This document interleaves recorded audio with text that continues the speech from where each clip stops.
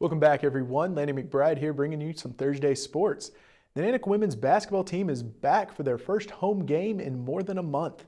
Their last home game was on December 10th in a loss to the Seawolves, and in their last game, the NANOOKS lost to Western Oregon 72-67.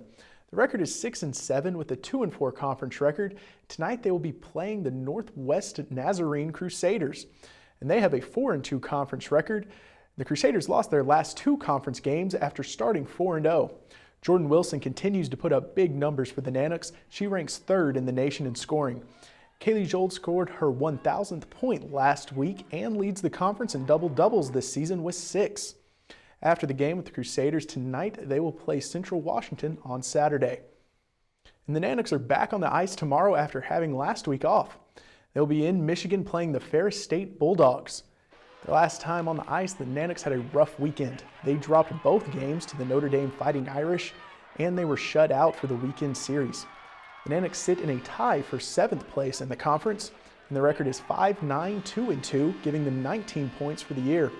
Good news for the Nooks is the team sitting 3 points in front of them in the standings. It's the team they're playing this weekend. And a good showing this weekend, and the NANOOKS could pass the Bulldogs and take that spot for themselves. The Bulldogs played the Seawolves last weekend, and they lost the first game, but they picked up a shootout win in the second game. And one player the NANOOKS will have to watch out for is senior forward Chad McDonald. He loves to play the NANOOKS. Last February, he had a 3-point weekend, and he has 4 points in his last 3 games against the Nooks. And he also had a 3-point weekend as a freshman. The all-time record in this series is deadlocked at 34-34-7. Marcus Bassara continues to be the top point man for the Nooks with 15 on the year. The puck drops for the first game at 3 p.m. Alaska time tomorrow, and the second game will be the same time on Saturday. And the Ice Dogs are playing their final weekend series of the road trip that started way back on November 25th. They will be taking on the Wilkes-Barre Scranton Knights in a 2-game series starting tomorrow. After sweeping the Northeast Generals, the Dogs have dropped their last 4 games and have only scored 3 goals over those 4 games. And last weekend, Daniel Hyder returned to the ice after missing a lot of time with an upper body injury. He was their top scorer at the time with 14 points, 7 goals, and 7 assists through the 18 games he played before that injury. The Ice Dogs still sit just 5 points behind the Coulee Region Chill in the division. And the Knights are in 4th place in the East Division with a 17-18 1-1 record, giving them 36 points. The Knights are also riding a 2-game winning streak, both over the Generals. But in that first game of the series, the Generals picked up their first win of the season.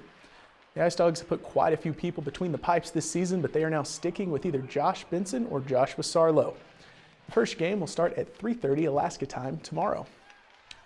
And it's official, the San Diego Chargers are bolting to Los Angeles.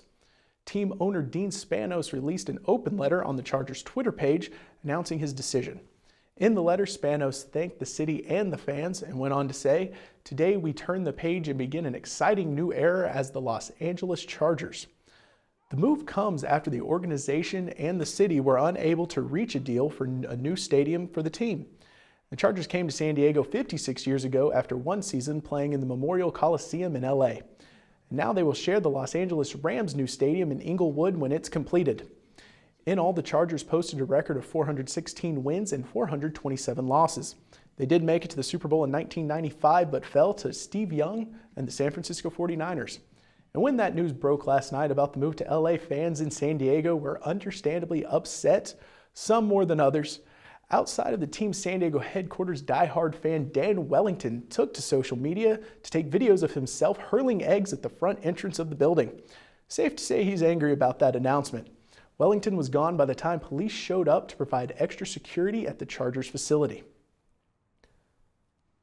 That's going to wrap up sports tonight. Mike Schultz will have your full weather forecast after the break. We'll catch you next time.